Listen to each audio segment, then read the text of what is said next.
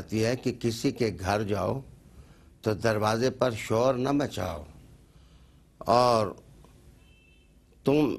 महज़ब इंसान नज़र आने चाहिए। तुम एक कल्चर्ड आदमी महसूस होने चाहिए। किसी का घर है और तुम जा रहे हो और अपनी ज़रूरत के तहत जा रहे हो या दूसरे पर मेहरबानी और मोहब्बत देने के लिए जा रहे हो, तो फिर ये हंगामा खड़ा कर देना, शोर मचा देना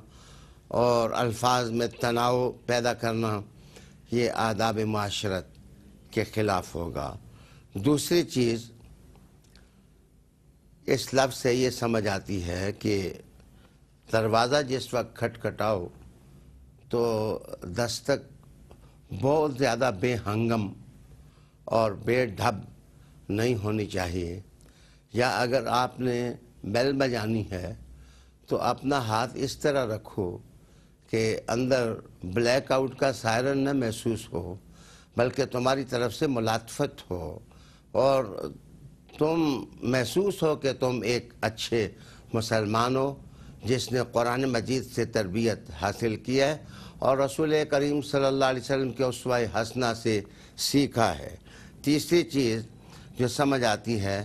वो अल्फाज का इंतखाब है कि इजाज़त लेने में जिन अल्फाज को तुम इस्तेमाल करो उनमें प्यार होना चाहिए, चाहत होनी चाहिए, नरमी होनी चाहिए और एहतराम होना चाहिए कि तुम घर वालों को अदब दे रहे हो। और ऐसा भी नहीं कि तुम महसूसात के मामले में बिल्कुल गैर तरबियत याफ्ता बंदे महसूस हो। तुम्हारे अंदर अल्लाह ताला ने एक बसीरत का रेडार रखा है। तुम्हें दरवाज़े पर जाकर ख़ुद महसूस करना चाहिए कि अगला आदमी आपको अपने घर में चाहता भी है या चाहता नहीं है। अगर अगला आदमी चाहता नहीं है, पसंद नहीं करता तुम्हारा आना, तो अगले घर वालों को तकलीफ़ न दो, इसलिए कि घरों की चार दीवारियाँ इस मकसद के लिए होती हैं कि इंसान अपने बाल बच्चों के साथ कुछ वक्त प्राइवेट बसर कर ले और उसकी आज़ादी का एहतराम भी होना चाहिए और उसकी आज़ादी का तहफ़्फ़ुज़ भी होना चाहिए। इस काम के लिए अपॉइंटमेंट समझ आती है, इसलिए कि जो लोग अपॉइंटमेंट के बग़ैर ही किसी के घर चढ़ दौड़ते हैं, वो अगर आगे से जवाब ये मिले कि आप वापस चले जाएं, तो वो बुरा भी मना लेते हैं, महसूस करते हैं कि मैं इतना वक्त लेके आया हूँ ये और वो। लेकिन अगर थोड़ा तसल्ली से और दिल जमी से आप सोचें तो आपकी समझ में ये बात आ जाएगी कि आप अपने लिहाज से तो वक्त निकाल कर आते हैं,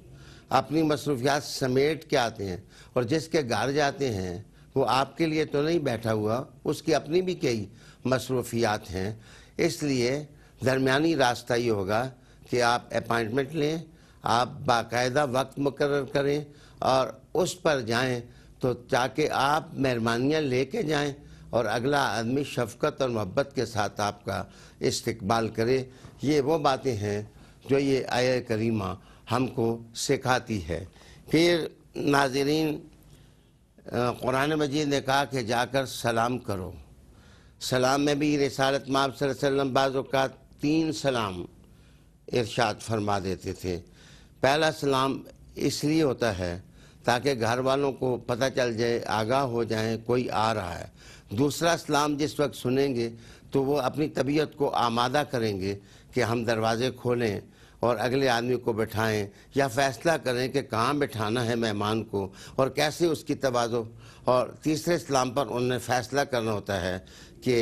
आया हम मिलें भी या न मिलें। और रिसालत माब सल्लल्लाहु अलैहि वसल्लम ने एक मरतबा इसी तरह 3 दफ़ा सलाम दिया, घर वालों ने जवाब न दिया, हुजूर वापस हो गए, तो पीछे से घर वालों ने सलाम दिया, या रसूलल्लाह आपका सलाम हमने सुन लिया और दिल में वालेकुम सलाम भी कहा है। तो हुजूर ने कहा क्या चीज़ माने हुई कि तुमने दरवाज़ा नहीं खोला تو وہ کہنے لگا حضور میرا دل چاہتا تھا کہ بار بار لسان نبوت سے السلام علیکم نکلے، اور یہ سعادت حاصل کرنے کے لیے میں خاموش ہو گیا، دل میں درود پڑھتا رہا، لیکن لسان نبوت سے نکلا ہوا سلام ہماری دنیا کا بھی تحفہ ہے اور ہماری آخرت کی بھی نجات ہے۔